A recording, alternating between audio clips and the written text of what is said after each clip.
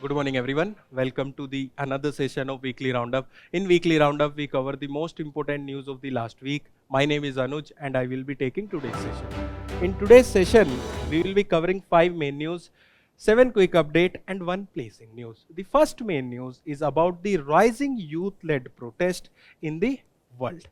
Then, the second news is about the 100th Ramsar site in India.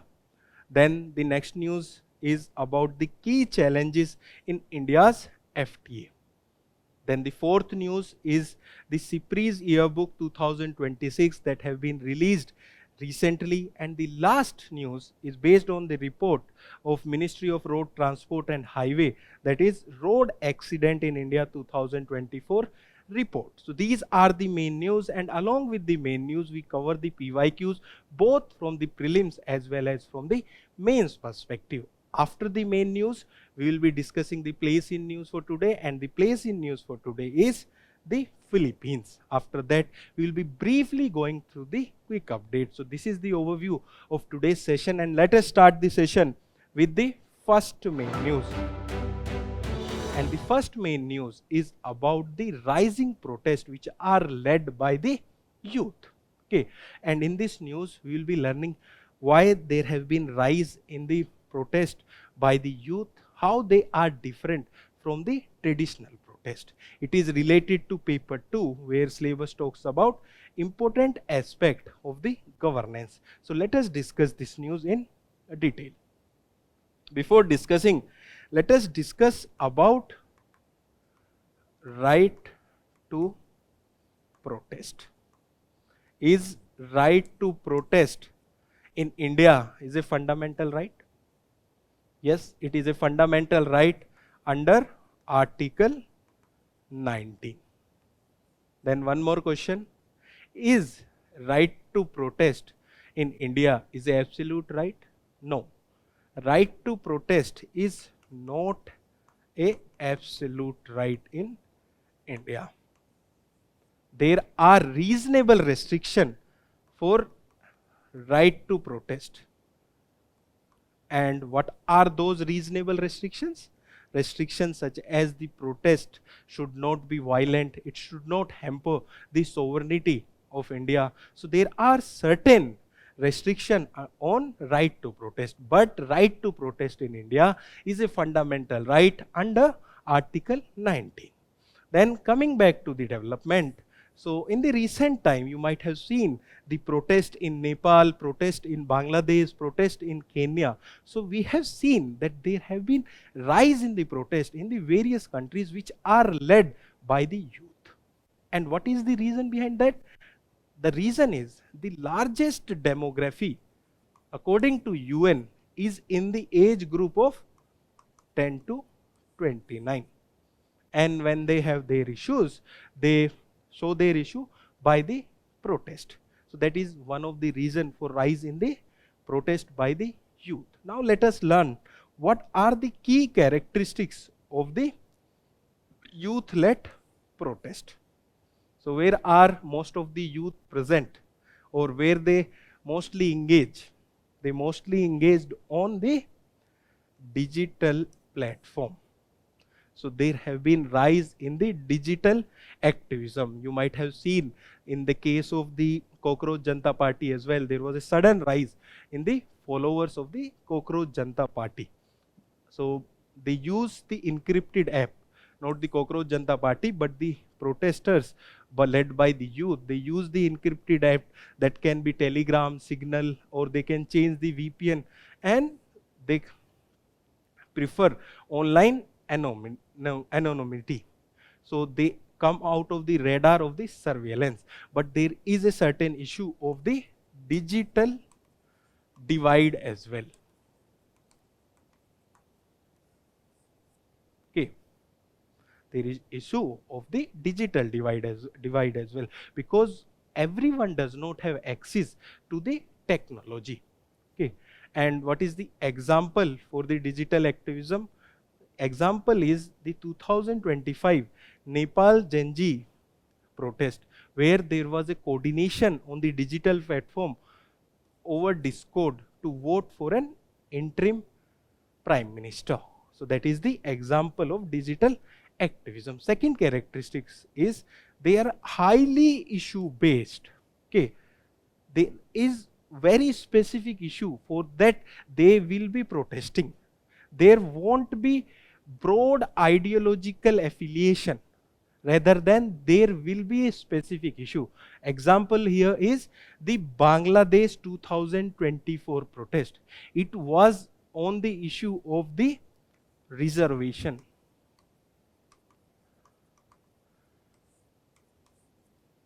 There was an issue of reservation, as 30% of reservation was given to the children of the 1971 war fighters, children or grandchildren, and there was unemployment as well. And then court allowed 30% of reservation for the children and the grandchildren of the people who have fought in the 1971 liberation war of the Bangladesh. So that was the immediate issue. Then that spiraled into other issues. There was a lot of violence was there, and that due to that the whole country suffered, and there was change in the regime as well. Then there is transitional reach as well, and example for this is Arab Spring 2010 protest. So this protest started in Tunisia. How it started? So there was a vendor. He used to sell the fruits. So what police did is they confiscated his cart and weighing machine, and they asked for some money. He said, I won't be able to pay the money, but they did not leave him, or they did not give back his cart and the weighing machine. And in reaction to that, he set himself on fire. And that gave rise to protest all across the region. Tunisia is a country in the northern Africa, and the nearby countries as well was affected by the protest. Okay, so these protests have the transitional reach. So it started from Tunisia, the Arab Spring, but it spread to the countries such as Egypt, Libya, Syria, and countries such as Yemen.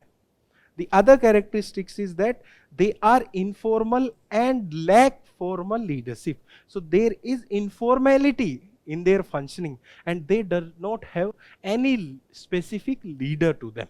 Okay, so which make them agile and inclusive. And example for that is in Hong Kong 2029 demonstration, they adopted a leaderless approach which helped them to avoid the Chinese surveillance. So these are the characteristics of the youth-led protest which are rising in the recent time, and we have supported them with specific example as well. Now let us move forward and understand about the driving factors. What are the factors for these youth-led protests? First of all, the economic distress. An example here is of Kenya's 2024 protest. Okay, already there is low income, and what government did is they brought an act to increase the tax. And if people have small money, and in that money also, if government take more money, they will left with very less money. So to protect themselves by those laws, there was a protest in the Kenya, and then government took back those laws. Then there is discontent against the government as well. So 80% of the non-violent campaign seeking for the regime change featured this substantial youth participation. So in the protest which have taken place in the last decade, 80% of them which were non-violent, okay, featured the substantial youth participation. Then the other issue is of governance failure. Okay, you might be noticing about the protest by the Cockroach Janata Party. It is against the issue of the paper leak, and paper leak can be seen as a governance failure. So these are the driving factors for the youth-led rise in the youth-led protest. Okay, with this we have completed this news. Let us discuss the PYQ from the year 2025 mains examination. Okay. If you are writing mains this year or if you are preparing for the next year, please look at the questions and try to write the answer for these questions. Okay. So the questions from the 2025 mains paper was that civil society organizations are often perceived as being anti-state actors than non-state actors. Do you agree? Justify. Okay. So most preferably you should have to write your answer in introduction, body and conclusion format. In introduction, you can write about the definition of civil society organization and you can support with the example. Then in the body, you will divide your body into two parts, where in the first part, you will write about the role of the civil society organization. And in the second part, you will write how the working of civil society organization is often perceived as being anti-state. Okay, that will be the second part of your answer. Then you will conclude by justifying your stand. That what is your stand and how you will justify that, that can be your conclusion. So this was the question in the 2025 mains paper. So with this, we have completed this news. Now let us move to the second main news. And second main news is about the 100th Ramsar site in India, that is Prakash Narayan Bird Sanctuary. Okay, in this news, we will be learning about this bird sanctuary, the importance of the wetlands, and about the Ramsar Convention. It is related to paper 3, where syllabus talks about the environmental conservation. So let us deep dive into this news and understand the news in detail. First of all, we will understand about the Prakash Narayan Bird Sanctuary, which is also known as Surhatal. Okay. So it was designated in the year 1991. At that time, its name was Surhatal, and in the year 2002, its name was changed to the Prakash Narayan Bird Sanctuary. Okay, and it is a natural perennial oxbow lake. So it is natural, that is, it is naturally made. It is perennial, that means the water is all along the year, and then that it is a oxbow lake. What is a oxbow lake? You might be knowing that a river flow like this in its mature and old stage. Okay, there will be a lot of erosion at the outside and there will be deposition on the inside. And when this deposition increases, this will get separated from the main channel of the river, and this will be known as the oxbow lake. Okay, so you should be very clear about each and every term which you read in the newspaper. So it is a natural, that means it is naturally made, perennial, that water is present all along the year, and that it is a oxbow lake. It is situated in the Balia district of Uttar Pradesh, that is the one of the easternmost district of the Uttar Pradesh. Then its origin, it was consolidated in 1991 from the land areas of the 45 villages at Surwatal. We have learned that when it was consolidated, it was known as Surwatal, and its name was changed in the year 2002. And its area is around 3432 hectares, which expand to 25,000 hectares during the monsoon season. So this information is not that important because UPSC won't ask the specific area. Okay. It is rich in avifaunal biodiversity and it is vital for wintering ground for the migratory birds traveling along the Central Asian Flyway. What is the Central Asian Flyway? So Central Asian Flyway is the flyway of the migratory bird which start from the Serbia in the Russia, and they come down to the South Asia in winter season.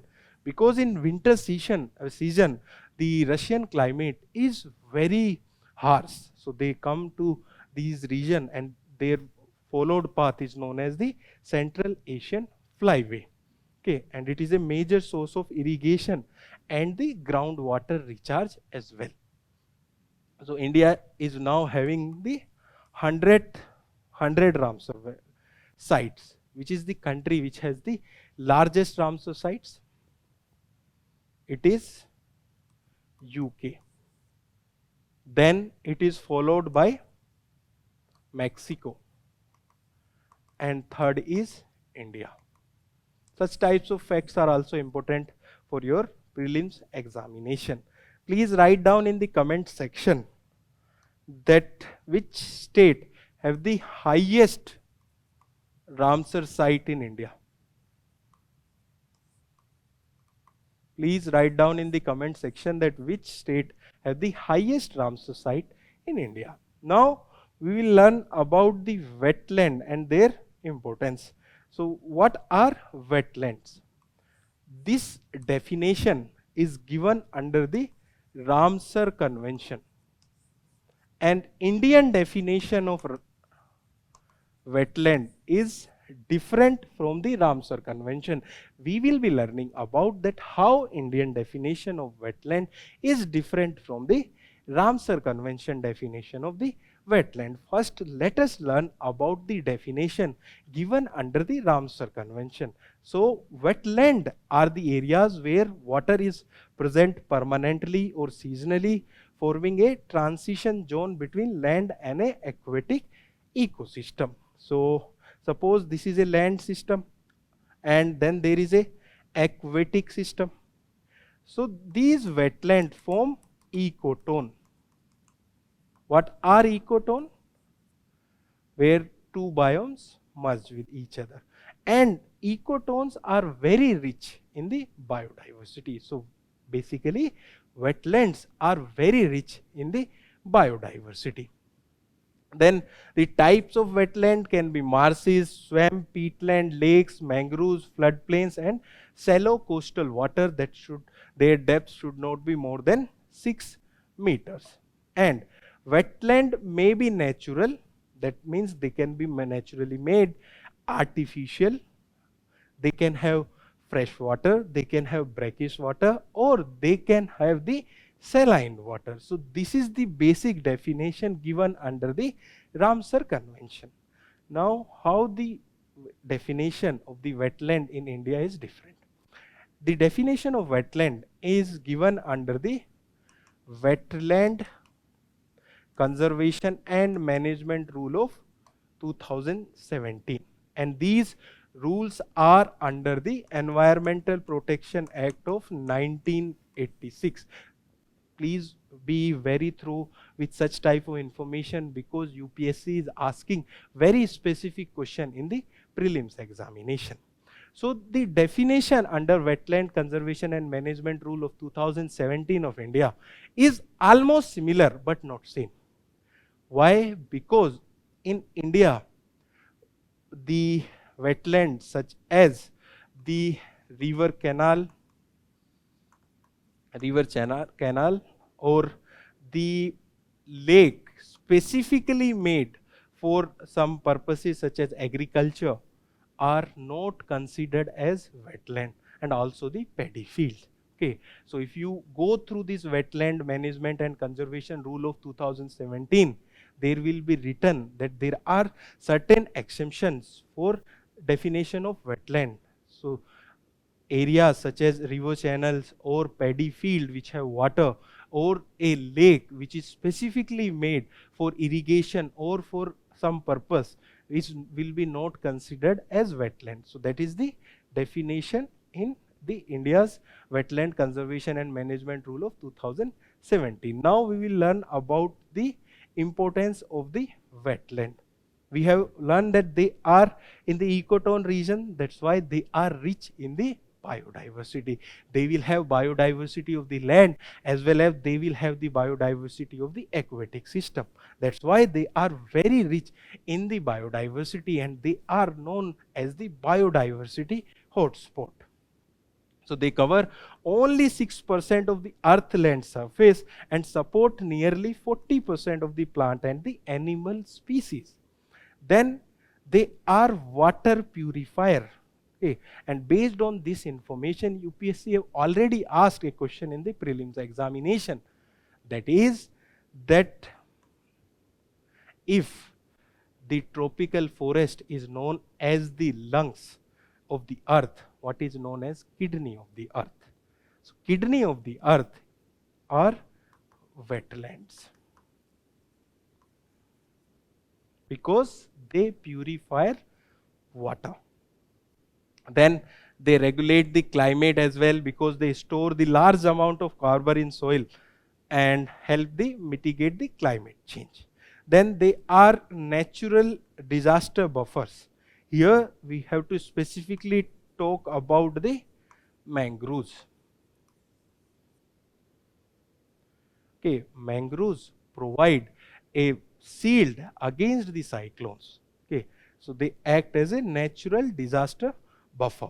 Then they control the flood as well, because they act as a natural sponge. If there is more water, they can take that water inside them and they will act as a natural sponge. What does sponge do? Suppose there is a sponge and you pour some water on that, it will take water. So these wetlands act as a natural sponge. And lastly, they provide livelihood support, because they provide with food, they provide with fodder, they will provide with fish, they provide with water to the humankind. So these are the importance of the wetlands. Now let us learn about the Ramsar Convention.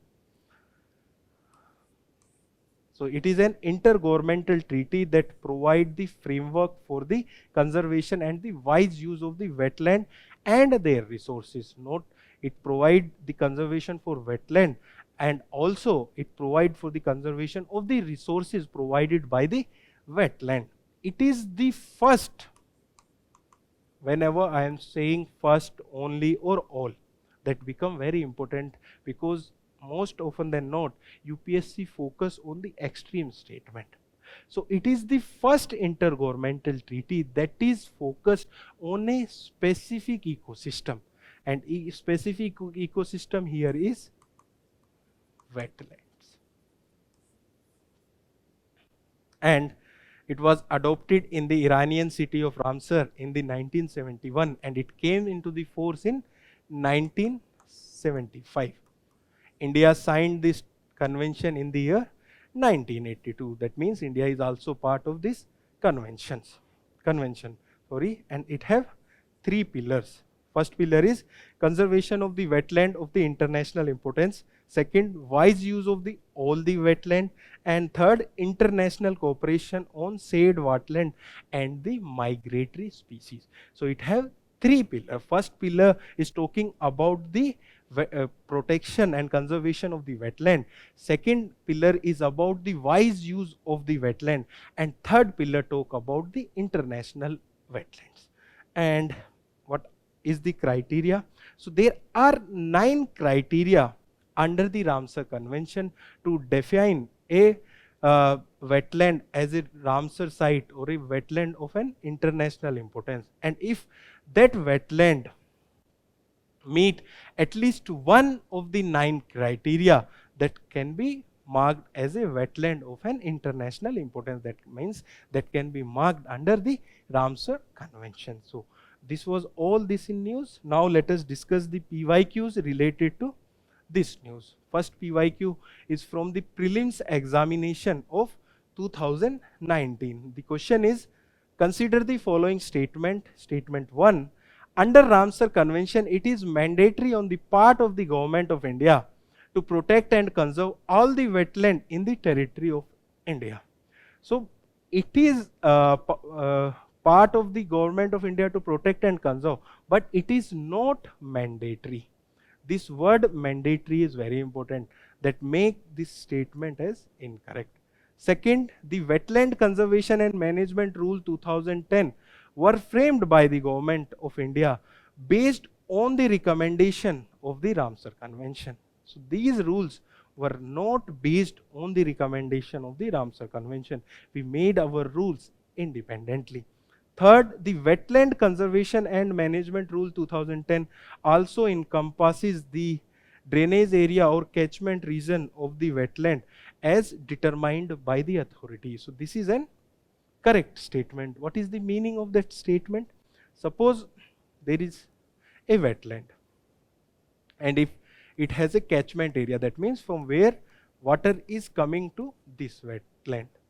So that area will be also conserved to protect this wetland. That is the meaning of this statement, and it is a correct statement. So answer would be C3 only. So this was the question from the year 2019 prelims examination. Now let us discuss one more PYQ from the year 2018 mains examination. The question is, what is wetland? Explain the Ramsar concept of wise use in the context of the wetland conservation. Cite 2 examples of the Ramsar site from India. Question is very specific. Okay, first you have to write that what is a wetland. Okay, that you can write in the introduction itself. Then you have to explain the Ramsar concept of the wise use. Basically, wise use means sustainable usage of the wetland.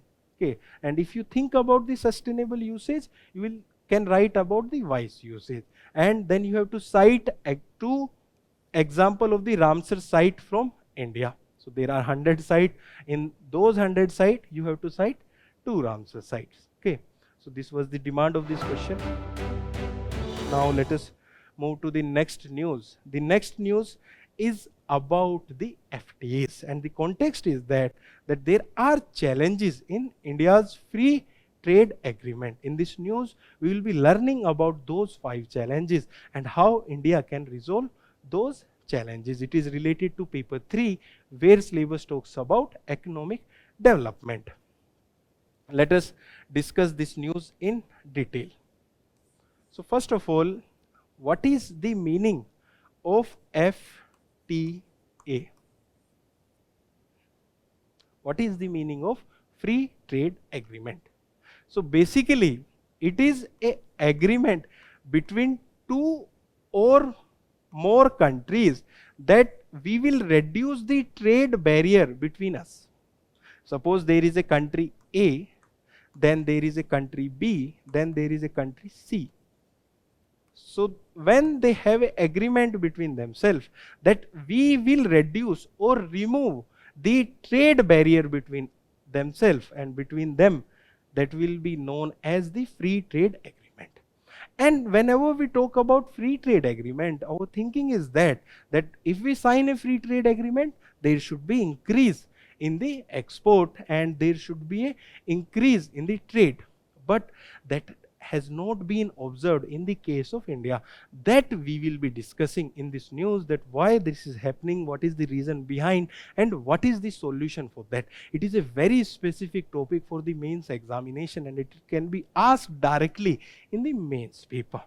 So first of all, the development. So with the India-Oman agreement, which have taken effect on the June 1, India now has 15 FTA covering 27 countries, and there are more 9 FTAs which are there in the pipeline. And if they are also signed, the total FTA will account for around 75% of India's export. Okay, and however, India's FTA face scrutiny due to growing trade deficit, increase import and domestic manufacturing stream. So why this is happening and what is the reason behind that, we will be learning. Now let us look at the reason. First of all, the challenges with the FTA first is rising trade deficit. Okay, we have signed FTA with Asian countries. We have signed with the Japan. We have signed with the South Korea. We have signed with many countries, around 27 countries. But I am giving the example of the countries of the ASEAN, then Japan and South Korea.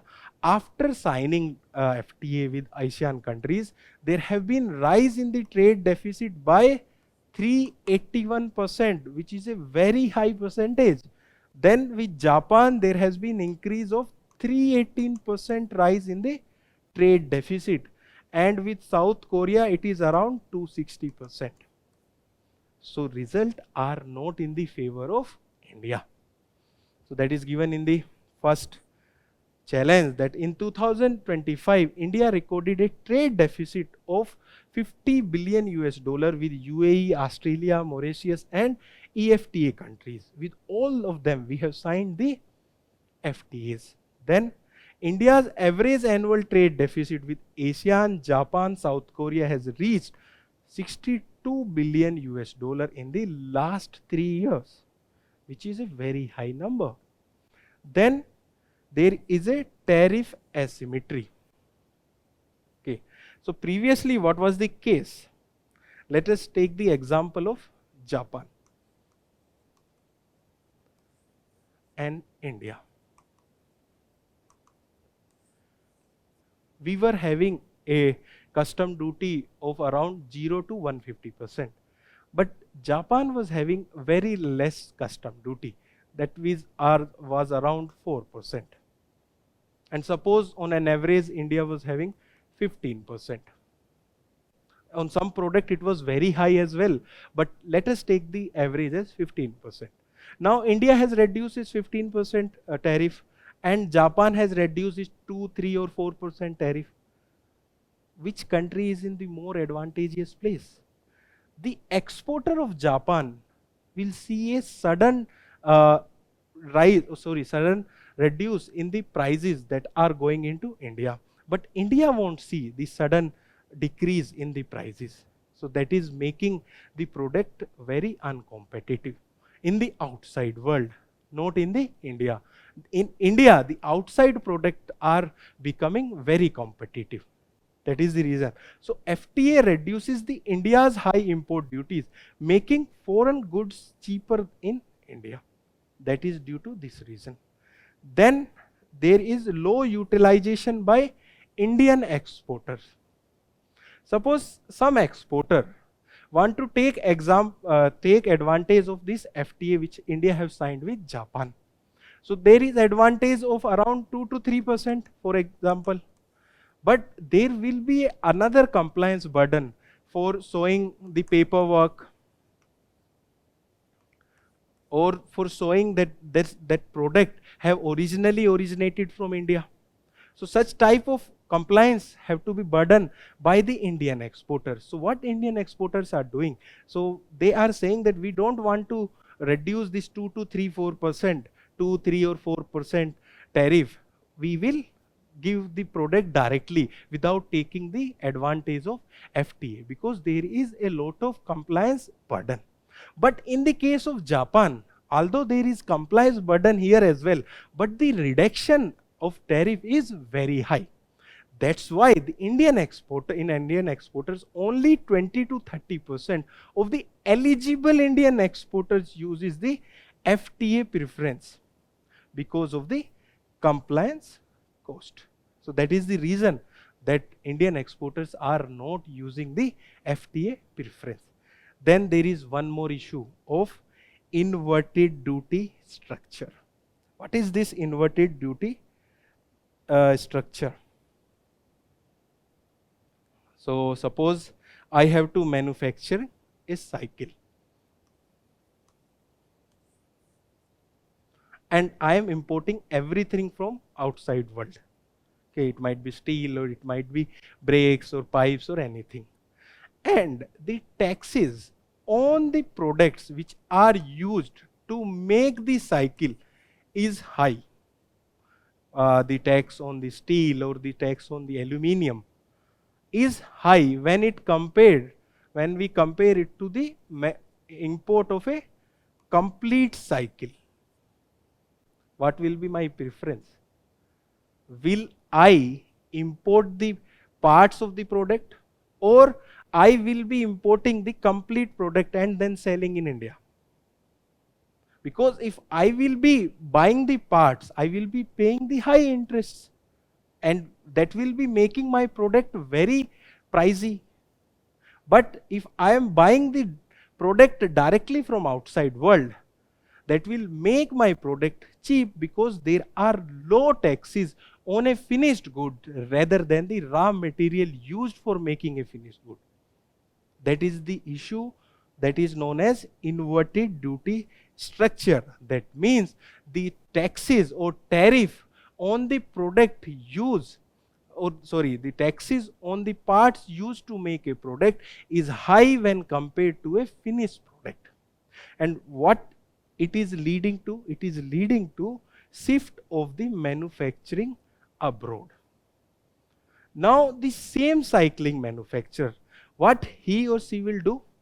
He will shift his base of manufacturing in some country from where these raw material was imported, and he or she will make the cycle there, and then he or she will import the complete cycle to India. So that is make outside India and sell in India, rather than make in India and sell in India. That is the fifth issue. Now let us discuss how these issues can be resolved. First of all, the tariff rationalization. Okay, we have to analyze where the tariffs are higher on the raw materials when it compared to the finished good. That is the first solution. Second, there should be ease of compliance. So we need to simplify the FTA compliance rule, such as rules of origin and other for Indian exporters. What is this rules of origin? You might have seen this in the context of FTAs. We have, for example, we have FTA with Asian countries, and we does not have FTA with China. So what if China export its product into one of the Asian country, and then that product can be shown as a manufactured in the Asian country and then then exported to India? Okay, that is the violation of FTA. That's why there is a rules of origin. That means when there is an export of certain product, that product should be manufactured in that country, and that should be strictly checked. Then there should be boost in the manufacturing capacity of India, and especially for the MSMEs. So these are the way forward for the issue of the FTAs of India. So with this, we have completed this news. Now let us discuss the PYQ of the 2026 prelims examination. That means this year prelims examination. And question is indirectly related. What is the question? Which of the following countries are member of the European Union? How it is related to FTA news? Because last year there was a news about FTA with the European Union. Then there was a finalization of FTA with EFTA countries. And in EFTA there was 4 countries, and there was Switzerland as well. And if Switzerland is part of EFTA and we are taking another FTA with the European Union, that means Switzerland is not part of European Union.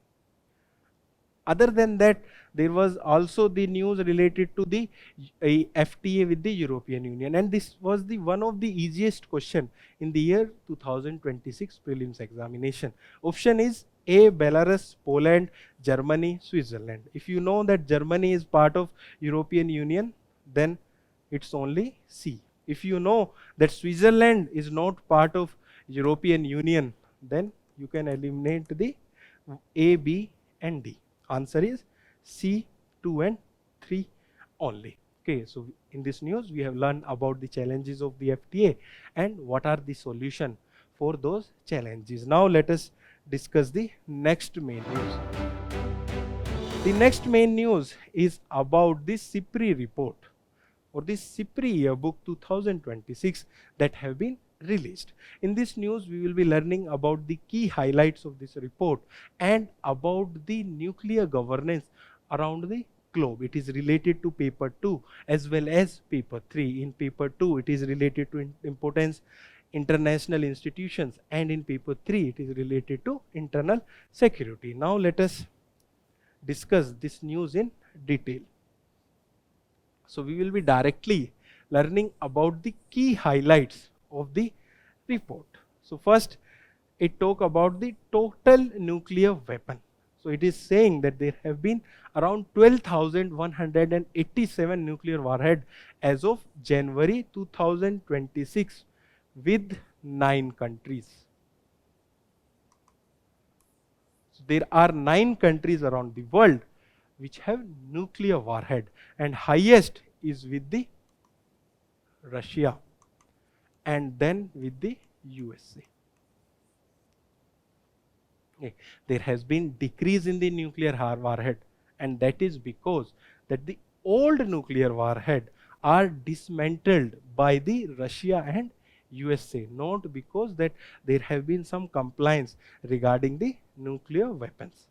Then India have increased its nuclear warhead to an estimated 190, of which 12 warheads are deployed on missiles. Okay, and we have such a high nuclear warhead because we are surrounded by 2 countries which are nuclear powered, one of which is China, which have 620 nuclear weapons, and another is Pakistan having 170.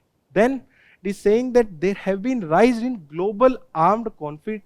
When we talked about the states conflict, state conflict have risen, fighting between one state and the another. You might have seen the fight between Pakistan and Afghanistan, Thailand and Cambodia, Congo and Uganda.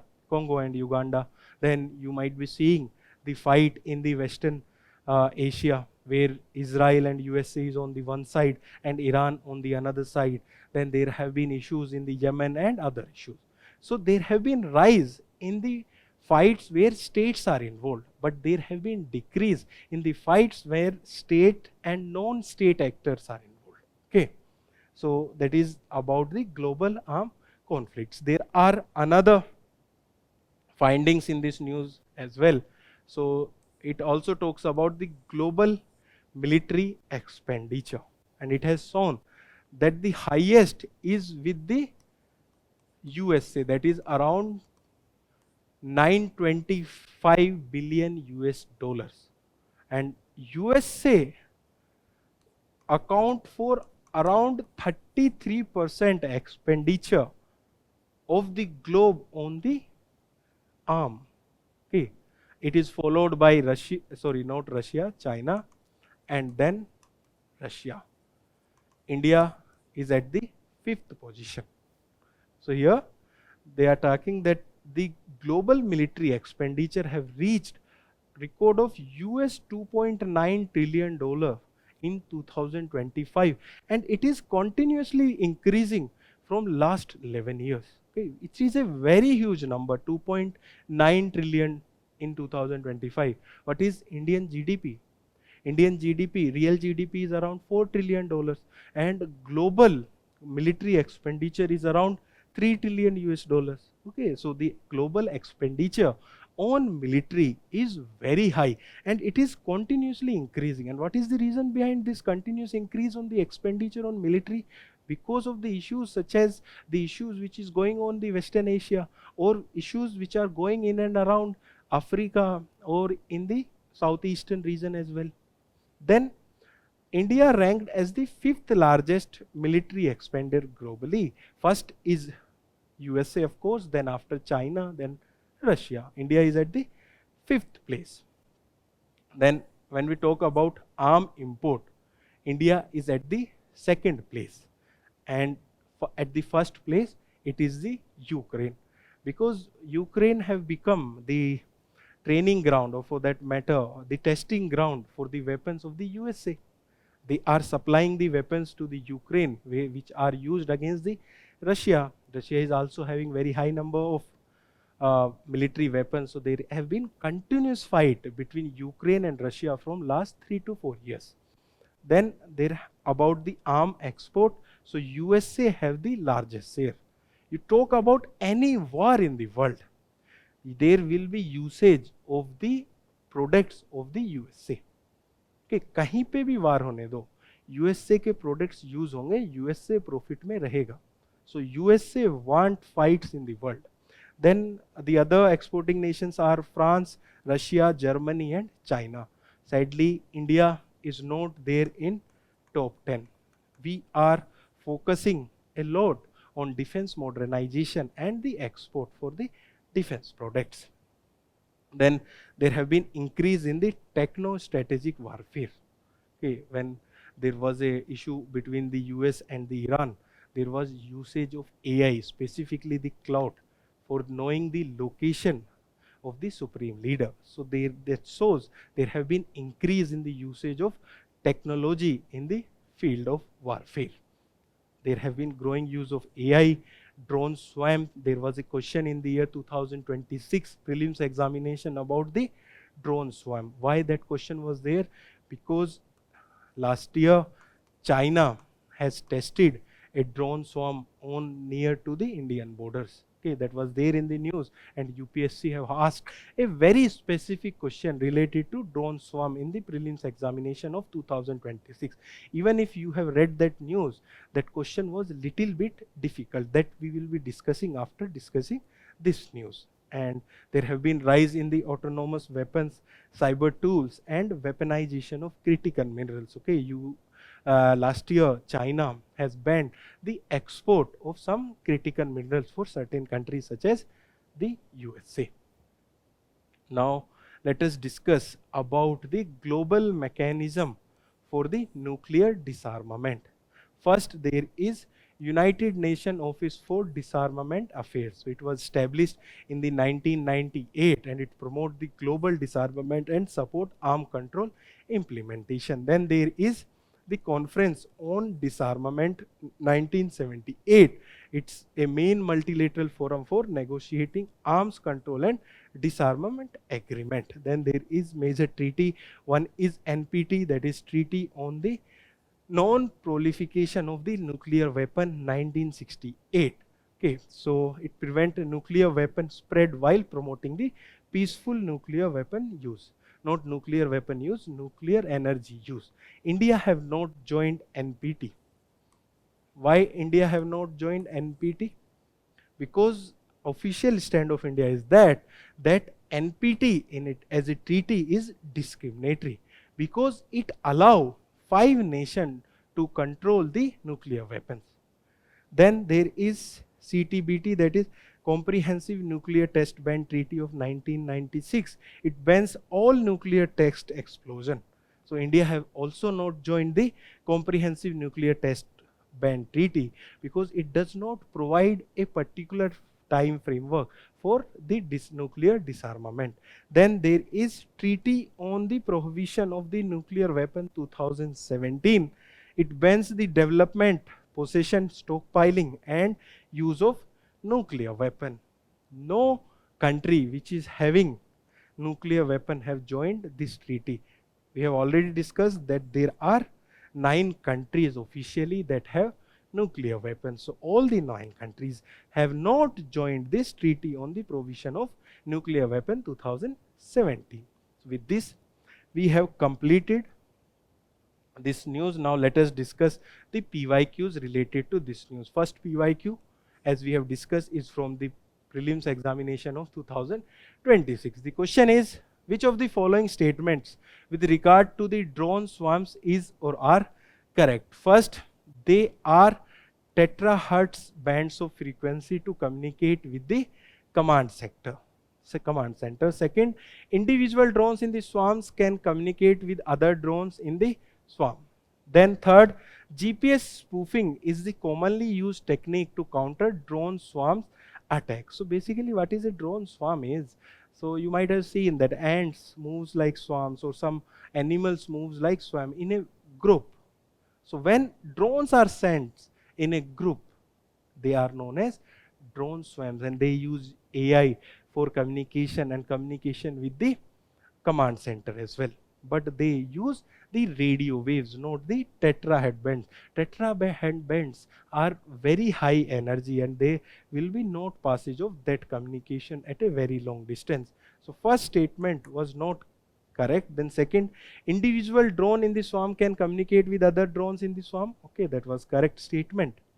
Then GPS spoofing is commonly used technique to counter drone swarm attack. That was also a correct statement. So answer for this was B, 2 and 3. Specifically, if you know the first line or the first statement that it uses the radio waves, not the terahertz bands, then also you might have solved this question. Okay. One more question related to this from the year 2020 prelims examination. Question is, in India, why are some nuclear reactors kept under IAEA safeguard, why others are not? Okay, so if we are importing uranium for producing the nuclear energy, then that should be under IAEA safeguard. And if we are using our own uranium, then we does not have to be under the IAEA safeguard. So answer would be that some use imported uranium and other use the domestic supply. So if you analyze the previous year paper, UPSC is asking a lot of questions related to the nuclear energy and nuclear power. Okay, they have also asked about the uranium enrichment in the year 2023, that a enrichment around 60% is required for producing the energy from the uranium. That was a wrong statement. Around 3 to 5% of enrichment is required for producing energy from uranium. So there is a lot of focus of the UPSC in the prelims examination related to the nuclear energy. And if you talk about mains and specifically about the PSIR optional, you will see that there have been a lot of questions regarding the nuclear governance. Okay, and if you go along the PYQs, you will see there are very specific questions related to nuclear governance in the PSIR optional. With this, we have completed this news. Now let us move to the last main news. And the last main news is related to the road accident in India 2024 reports released by Ministry of Road Transport and Highway. Okay, it is the context of this news. It is related to paper 3, infrastructure. You can also relate it with the paper 1 as well. So here the development is that the report highlights the severe public health and socio-economic challenges posed by the road accident in India, which is affecting the country's youth and the productive workforce. And if you are following the newspaper continuously, you might have noticed about the NCRB data. Okay, National Crime Record Bureau data. Okay, they have also released the data related to the road accident, and there is mismatch between the data of NCRB and the data of the accident which is provided by Ministry of Road Transport and Highway. Okay, you don't have to worry about that. If you are quoting some data in your mains examination, you can directly quote that this data is from the NCRB report, or you can directly quote that this data is from the Ministry of Road Transport and Highway. There is nothing wrong about that. Okay, now let us discuss about the road safety status in India. So the report have highlighted that there are 4.88 lakhs accident, and even though accidents are very high, the fatality is very, very high. That is around 1.7 lakh death. That is around 20.1 deaths in an hour, which is a very huge number. Okay, then there is 4.7 lakh injuries, and there have been increase of 2.5% increase in fatalities, okay, from the year 2023. Then about the demographic vulnerability, if you see on the road, who are the people who are on the road? Mostly people from the year 15 to 60. And these people are the most productive people of the age, of total age group. Okay, because they are the working population, and the old people and the young people are dependent on these working age population, and working age population are mostly affected in the road accident in the total age group. So they account for 83.3 of the all accident fatalities. Okay, out of 100, 84 people who are dying in the road accident are from the age group of 15 to 60. And if someone die in the accident, that whole family gets suffered and get into poverty due to that accident. Then about the vulnerable road users, okay, you might can guess that highest number is of the two-wheelers, because there is a less security when you are there on the two-wheelers. And then second most is the pedestrian. Okay, if you see the Indian cities or Indian road, there are very less footpath, and even if there are footpath, very few people follow the etiquettes on the roads, and they drive on the footpath as well. That lead to the high fatality in the pedestrian as well. Okay, and what is the solution for all this? Basically, the solution is that we should follow the civic sense, or not civic sense, basically follow the traffic rules, so that there is a less chances of accident. If I ask you that what is the area where the most accidents are taking place, or what is the region where most accidents are taking place, it is taking place on the straight roads. That should not be the scenario. That why accidents are taking place on the straight road? Only one reason: overspeeding. That is given in the report. The most accidents are there on the straight roads because of the overspeeding. You might have seen those boards, Durghatna se der bhali. Okay, so you people should have a patience and should drive with the speed limits. Okay. Then about the rural and highway concentrations. Okay, so 70% of fatalities are there in the rural areas, and on highway, which account for only 5% of the road network, that is state and national highway, they account for 52% of accident and account for 59% of death. And what is the reason that the accident which are taking place on the highway result in higher number of the deaths? Because on the highways, it is most often than not, their limit is 80 to 90 km/h. That means at that speed, if there is accident, there are higher chance of the death. Okay, lastly, about the state-wise burden, the highest accident have taken place in Tamil Nadu and highest death have taken place in Uttar Pradesh. So this is the status of road safety in India. Now let us move forward and understand about the causes of road accident. First and foremost is the human error. Okay, overspeeding cause around 70% of the road death, and hit and run account for 19.2%.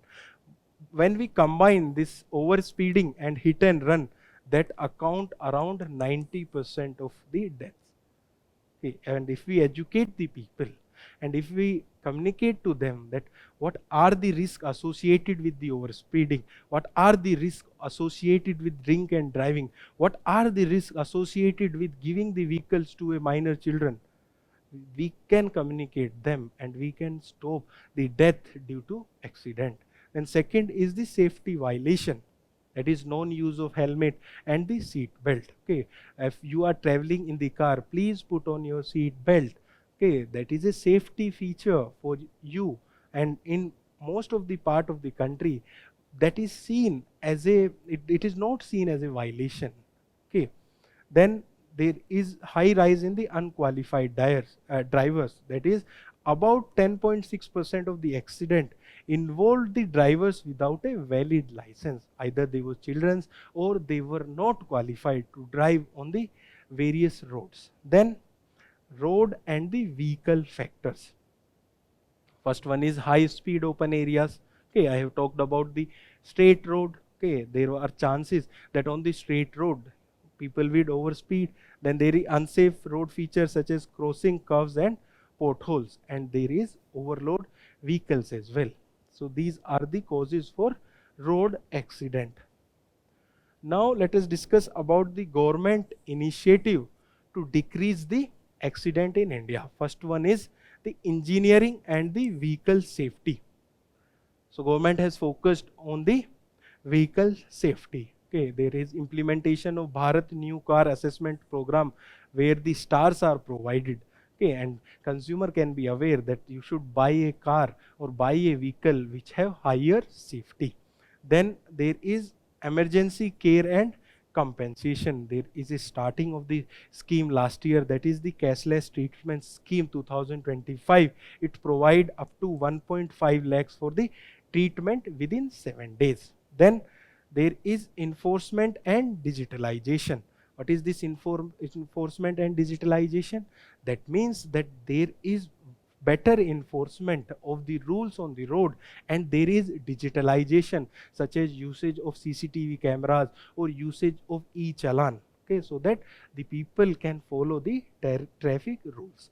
Then lastly, there is good Samaritan protection, and there is a Rahavir scheme offer legal protection and reward up to 25,000 for helping accident victims. So these are the government initiative related to the accident. Now let us discuss the PYQs related to this news. First PYQ is from the prelims 2023 examination. This question is from science and tech basically, and it can seem difficult, but this is not that difficult as a question.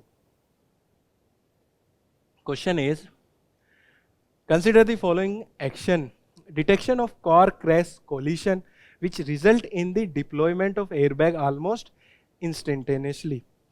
And then second, detection of accidental free fall of a laptop towards the ground which result in the immediate turning of the hard drive. Then third, detection of the tilt of the smartphone which result in the rotation of display between portrait and the landscape mode. Okay. So the question is, in how many of the above action is the function of accelerometer required? Okay, here the question you might be thinking that I don't know about the acceleration. Okay, so that's why it can become a difficult question. Rather, it is a very simple question. So all these things use accelerometer. That means change in the velocity. Okay, that is a simple technique in this, and the answer for this will be C, all three. Now let us discuss one more PYQ from the mains examination of 2014. Okay, the question is, National Urban Transport Policy emphasis on moving people instead of moving vehicles. Discuss critically the success of various strategies of the government in this regard. So basically this question is asking about the public transportation.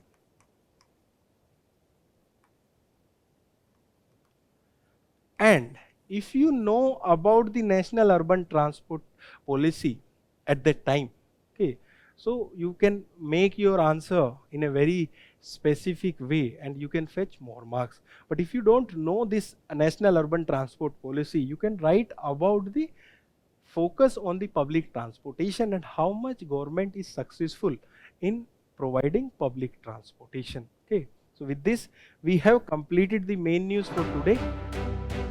Let us discuss the place in news for today, and place in news for today is Philippines. And the context here is that recently in one of the region of the Philippines there has been a earthquake, and it was very massive. And in this news we will be not learning about the earthquake, basically we will be learning about the features of the Philippines. Okay, please write in the comment section what is the headquarter. Note what, where is the headquarter of Asian Development Bank? Please write down in the comment section that where is the headquarter of Asian Development Bank, and it is related to Philippines.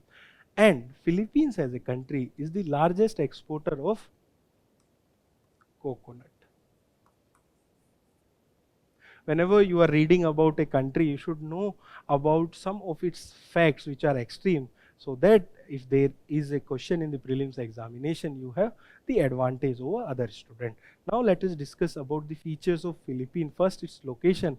It is an island country of the Southeast Asia in the Western Pacific Ocean, and its water boundary include Philippine Sea. Okay, here it is Philippine Sea. Then the Celeb Sea, here will be Celeb Sea. Okay, here. Okay, here it will be Celeb Sea. Then Sulu Sea is here, and the South China Sea is here. Okay, so these are its boundaries. Then maritime boundaries include Vietnam in the west, Taiwan in the north, Palau in the east, Malaysia and Indonesia in south, and it's have major three regions, and these are Luzon, Visayas and the Mindanao. Okay, so these are the features of the Philippines as a country. Now let us discuss the quick update. And the first quick update is about the E85 fuels. Okay, if you are staying in the ORN, there have been recent introduction of E85 fuel on the petrol pump, which is there on the Pusa Road. Okay, if you are staying in the ORN, you might be knowing about the petrol pump on the Pusa Road. Okay, and the context here is that the Union Minister of Petroleum and Natural Gas have launched the E85 fuel on one of the petrol pump on the Pusa Road, which is nearby to the Karol Bagh area and the old Rajendra Nagar. Okay, so in this news we will be learning about the E85 fuel. So basically E85 fuel means that there will be around 85% of ethanol and there will be around 10 to 15% petrol. That is E85. Till now in our country we are using E20 fuel. That means 20% of ethanol and 80% of petrol. And even we are talking about isobutanol that can be mixed with the diesel. Ethanol cannot be mixed with the diesel because the diesel engine required the compression and then ignition. Whereas in petrol engine there is a spark plug. Okay, that if you are from a mechanical background, mechanical engineering background, you will understand that difference, but either it is not that important. Okay, so this E85 fuel is designed specifically for the flex fuel vehicle. What are these flex fuel vehicles? These are the vehicles whose engines can operate on varying ethanol petrol blend, that is from E20 up to E100. That means total ethanol can also be used. And what is their significance? First, they will reduce the greenhouse gas emission, then they will enhance the energy security of India because we are dependent on import for the crude oil. Then they will support the ethanol production from the agriculture feedstock, which will boost the farmer income. There are certain issues as well with the ethanol blend in the petrol because most of the vehicles in India are not compatible for using the ethanol blended fuel in India. Now let us move to the next quick update. The next quick update is about Volbechia. And the context here is that Google parent company Alphabet has proposed to release 32 million Volbechia infected male mosquito in the part of Florida. Okay, why only the male? Because male does not spread diseases and most often than not they do not bite the human. Okay, if you have visited the park, you might have seen that hundreds of mosquito on your head and they do not bite you. So those mosquitoes are the male mosquitoes. Okay, so here we will be learning about this Wolbachia. Basically it is a naturally occurring bacteria which is found in many insect species, and it does not naturally occur in Aedes aegypti mosquito, that is the main carrier of dengue, Zika, chikungunya and the yellow fever. So there have been research that if this bacteria is there in the insect, then it won't lead to the spread of the viruses of dengue, Zika, chikungunya and the yellow fever. So what is the working principle of this bacteria? First, it block the virus. It prevents the virus such as the dengue, Zika and chikungunya from multiplying inside the mosquito. Okay.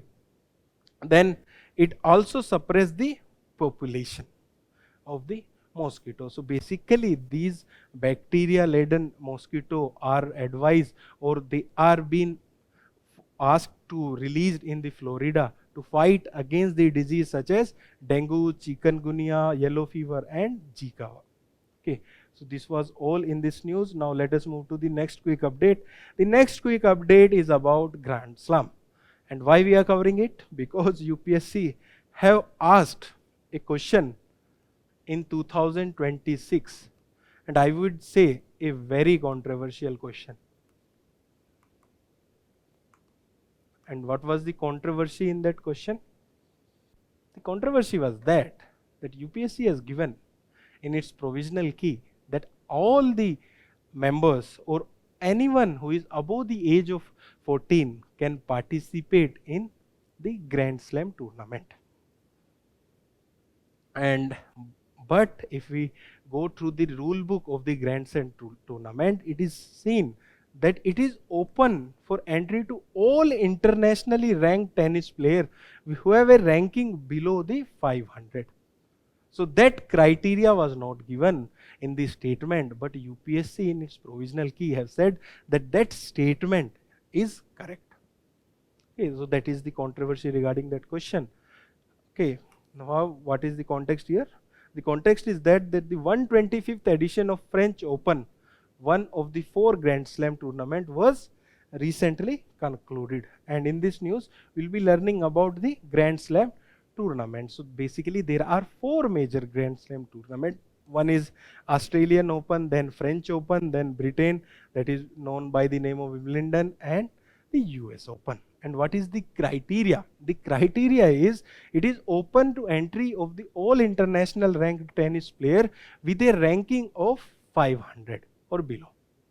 And the age of the participant should be more than 14 years of age. But there is one exception, and one exception is of the wild card entry. So a player below the 500 rank may still be able to compete through the wild card, and that wild card can be given to anyone according to that tournament, that individual tournament, that might be Australian Open, French Open or US Open.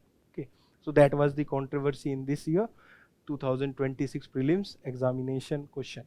Now let us move to the next news. The next news is about the Zojila tunnel.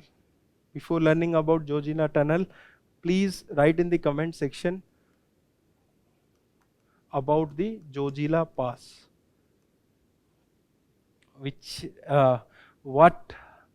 is the highway which passes through the Zojila Pass. Okay, now let us come back to the Zojila tunnel. The context of this news is that the Union Ministry to trigger the final blast for the historical Zojila tunnel breakthrough. Where is this Zojila tunnel, or on what range? It is on the Jaskar range of the Trans Himalayas, and it is of 13.4 kilometer long and horseshoe shaped single tube bi-directional tunnel at a height of 11,578 feet altitude between Kashmir and the Ladakh. So basically it is a tunnel between Kashmir and Ladakh on the Jaskar range of the Trans Himalayas.